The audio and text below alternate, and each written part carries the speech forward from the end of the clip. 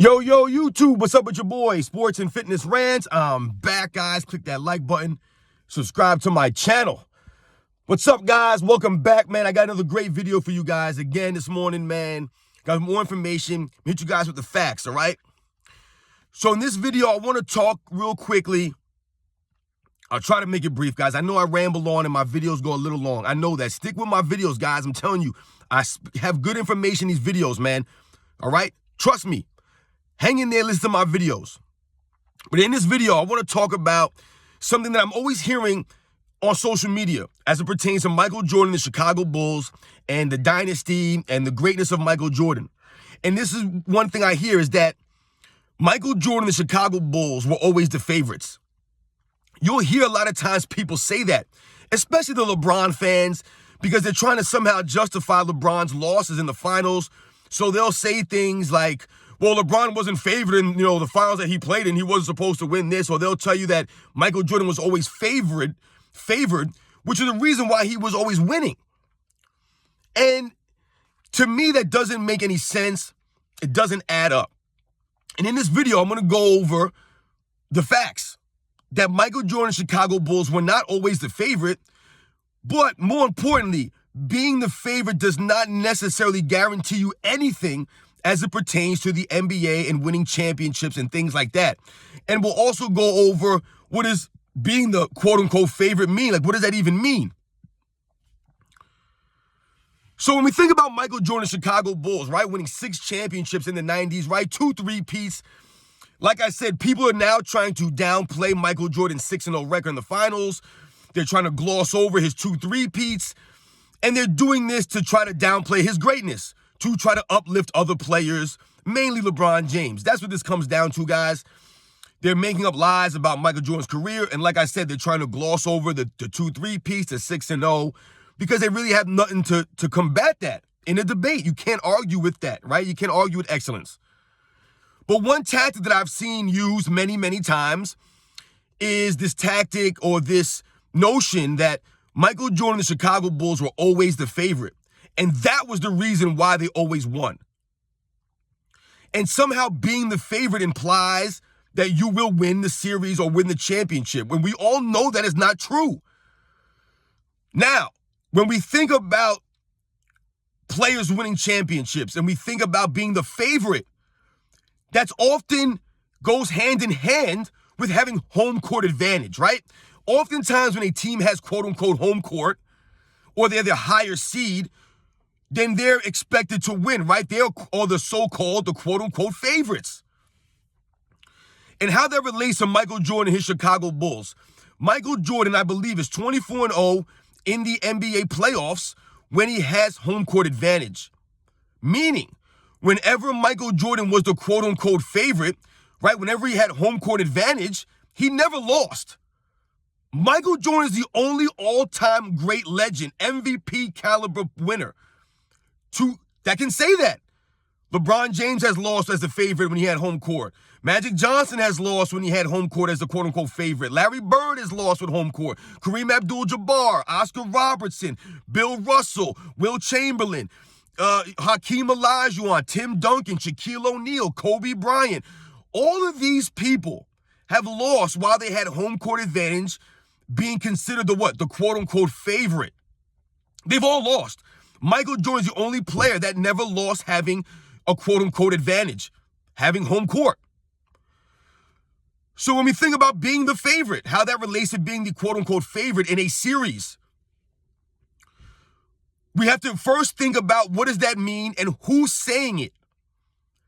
Now, guys, when people make these statements about the Bulls being the favorites, are they talking about Vegas betting odds? Is that what we're basing this off of? Are we basing it off of the Vegas betting odds? Is that what we're saying makes you the favorite to win the title? Or are we going off of what the newspapers are saying or the press is saying? People on the news, on these sports stations. Are we listening to them, who they're picking? Or does that make the Bulls the favorite? Because we have to understand something when we think about Vegas and the betting odds as it pertains to someone like Michael Jordan, and specifically Michael Jordan. We have to remember, guys, Michael Jordan made it a case, made it his point, made it part of his MO in his career to upset teams, to come through in the clutch, to perform big in the fourth quarter. That was his thing. That was part of his mystique. That was part of what made Michael Jordan who he was. His ability to close out games, his clutchness. So when we think about Vegas and we think about betting, Vegas is going to put the odds on where the money is, right? They want to make money. It's about money. So you think that Vegas, being aware of Michael Jordan's exploits, is going to put a pick against Michael Jordan? They're going to bet against Michael Jordan? Absolutely not. Starting in 1989, Michael Jordan made it a point, like I just said, to upset teams that were favored to win. We think about the shot in 1989 in the first round against the Cleveland Cavaliers. But what's not often mentioned is that the Bulls were the number 6 seed and the Cleveland Cavaliers were the number 3 seed. All right, guys? They were the number 3 seed. They were the favorite to win. Everybody was picking them to win. But what happened? Michael Jordan rose to the occasion and his greatness, and they beat the Cleveland Cavaliers with that shot, right, to propel them into the second round. But also, during that run in the second round, they beat the number 2 seeded New York Knicks. So when we think about these things, and we think about Michael Jordan, and we think about being the quote-unquote favorite, and we think about Vegas, Vegas understood that by the 90s, Michael Jordan was the greatest basketball player in the world, and that his fourth quarter excellence and his ability to come up with key plays and be clutch is what made him who he was. And they were not going to bet against Michael Jordan. But I'm going to give you guys a couple of instances where the Bulls were not, quote unquote, the favorites. So in 1991 NBA Finals, right, guys? 1991 NBA Finals.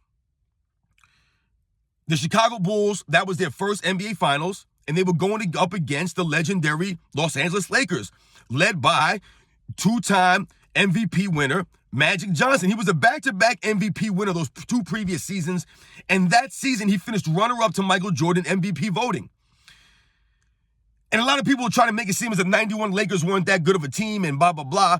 But like I just explained about Magic Johnson, he was in his prime. He was all-time great still. Still had James Worthy. Still had Byron Scott. You had Vlade Divac there. You had AC Green there. You had players, guys like Sam Perkins. The Lakers were a very good team. The same Lakers team that would go on and beat the number 1 seeded Portland Trailblazers in the Western Conference Finals, who had the most wins, I believe, in the NBA that season. So in that finals, a lot of people were picking the Lakers to win. A lot of people had the Lakers as the favorites in that finals, guys. I can't speak to Vegas and the betting odds, but once again, I explained to you, Vegas' sentiment towards Michael Jordan, and they don't want to lose money, so they would not bet against Michael Jordan. But I'm just telling you guys right now, the press, the news broadcasts, the papers, everyone was picking the Lakers to win this series. People thought that the Lakers' experience was going to be too much for the Bulls' inexperience. And if you guys remember game 1 of that finals, the Lakers won with a last-second shot by Sam Perkins. But in that game 1, if you guys watch the game, you can visibly see guys like Horace Grant, guys like Scottie Pippen, guys like Paxson. The surrounding cast of Michael Jordan did not play up to snuff. Michael Jordan was the only player to play up to level in that game 1. Go watch the game, guys. I'm telling you. You can tell, excuse me. And after game 1, it confirmed what a lot of people had already thought, that the Lakers were too much, the experience was too much. They were going to be able to beat the Bulls in crunch time. And they did in game 1. Now, the Bulls were going to win the series in 5 games, but the first 3 games were very close. The series was tied 1-1 in game 3, which went to overtime. And Michael Jordan had to basically carry the Bulls after Scottie Pippen fouled out to a game 3 win. But the Bulls were not the favorite in that series, guys. If we think to the 1993 Eastern Conference Finals against the New York Knicks, guys, the New York Knicks were the number 1 seed that year. I believe the Bulls were the number 2 seed. The Knicks won 60 games. I believe the Bulls won 57 games that season. And the Knicks were the favorite going into that Eastern Conference Finals, guys. They had the home court advantage, and a lot of people were picking the Knicks to win. The Bulls were fresh off a repeat of back-to-back titles, and they were going for their 3rd in a row, and they were worn down. They were getting beat up. That 93 Bulls team was not as potent as the 91 or the 92 Bulls. They just weren't. They didn't have the balance. They didn't have the depth. And there were a lot of people picking the Knicks. Now, once again, I do not remember or can tell you what Vegas was betting. If Vegas had the Bulls as the favorite, I couldn't tell you that. However, I've already explained to you why Vegas would not bet against Michael Jordan. And if we also think about other times in Michael Jordan's career with the Chicago Bulls, they were not always the favorite. Even in the 97 finals, there were times that the Bulls were not the favorite in the finals. You know, I remember people saying that the Bulls were going to lose that finals, especially after the series was tied 2-2, going into Game 5, the flu game. There were a lot of people saying the Bulls were done. They had just lost 2 games in a row to the Utah Jazz, and people were picking the Jazz to lose, to win, to beat the Bulls in that series. So there's been many instances. Like I said, even in 1998, guys, the Bulls were on fumes in 98. There were a lot of people picking the Jazz to beat them that season. The Bulls would basically scrape, they scraped by the Indiana Pacers, right, in a 7-game series. They barely won that series, guys. Scottie Pippen was not healthy. The Bulls were beat up. Remember the Last Dance documentary, guys? You can see it. The Bulls in 98 were not the clear-cut favorites to win anything. But once again, guys, when we talk about being the favorite, what are we talking about here? Are we talking about Vegas? Are we talking about the newspapers? Are we talking about ESPN? What are we talking about as far as favorites? Are we talking about preseason favorites? Are we talking about favorites going into the finals? Because there's been many times in players' careers where they were the quote-unquote preseason favorite and they didn't win the championship. So what does that say? Once again, it shows that just because you're perceived as the favorite doesn't necessarily mean you will win. It doesn't matter at all. Doesn't mean anything. A lot of teams have been the favorite and they've lost. The Miami Heat in 2011 were the clear-cut favorites to win the title. They lost. The Dallas Mavericks in 2006 NBA Finals were the clear-cut favorite. They lost. There's been a lot of instances with people being the favorite. So, when we talk about being the favorite as it pertains to Michael Jordan in particular, guys, once again, let's think about Michael Jordan's career, and let's say that he was the favorite every time he played. In every NBA Finals, the Bulls were the favorite to win. Let's say that. Let's use that premise. And I want you guys to think, especially if you guys played sports. I don't know about you guys, but I played sports growing up. Played football, baseball, basketball. My teams, when I played in high school, guys, we were never good, right? We were never good. We were the kind of school where teams would love to play us, you know, because they knew it was a guaranteed win. Whatever the sport was, we were not competitive in basketball or football specifically. So teams would come in and they would call it a stat game. They'd come in and get their stats on us. They'd beat us down, and then they'd go on about their days. But the one thing or the one difference between my school and other schools was that other schools had the pressure to come in and beat us. Whereas we were never the favorites to win anything. We were always the underdogs. We were the weaker team. So the pressure wasn't on us. The pressure was on the other team to come in and win and not get embarrassed and lose to a team like us. So when you think about it that way, guys, and you think about sports, and you think about Michael Jordan, the Bulls, or Michael Jordan being 6-0, never losing, that's a lot of pressure. Michael Jordan had the pressure of staying on top to remain undefeated. That was a lot of pressure. Think about how much pressure it is to be the favorite all the time. If we're going to use that premise that they were always the favorite, let's go with that. Now, I'm going to ask you guys, is it harder to always be the favorite? To win every single year? To have teams giving their best shot, taking teams' best shot every single season because you are the defending champ every single season? Think about that. Is that harder, or is it harder to be the underdog every other year or every couple of years and win, or have the ability or have no pressure to win? What's harder? It's harder to remain on top, right? They always say that. It's hard to stay on top. That's why people don't stay on top long. Because people are hungry, people are coming after you. But Michael Jordan, the Chicago Bulls, he was able to maintain that dominance. He was able to remain on the throne, to keep that championship every single season, to keep coming back every single season.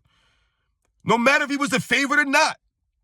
For me personally, guys, it's harder to remain on top and to be the favorite than it is to be the underdog who has nothing to lose. In America, we often root for the underdog. It's the American way. So a lot of people rooted against Michael Jordan and the Bulls to lose, especially after that third, fourth, and fifth title. They were tired of seeing the Bulls win. People were starting to hate on them.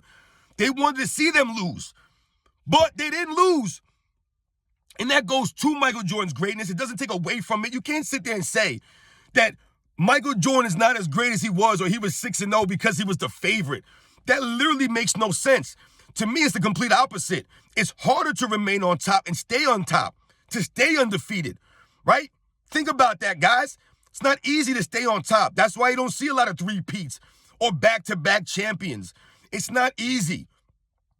So for Michael Jordan to have 2 three-peats on his resume, to be 6-0 in the NBA Finals, and to be considered a quote-unquote favorite, like a lot of people try to make it seem as if that helped him, that actually hurt him. That actually made it harder. The pressure mounted every single title. By that 6th title in 98, you know how much pressure that dude was dealing with? To carry that team offensively the way he did? To will them to that championship?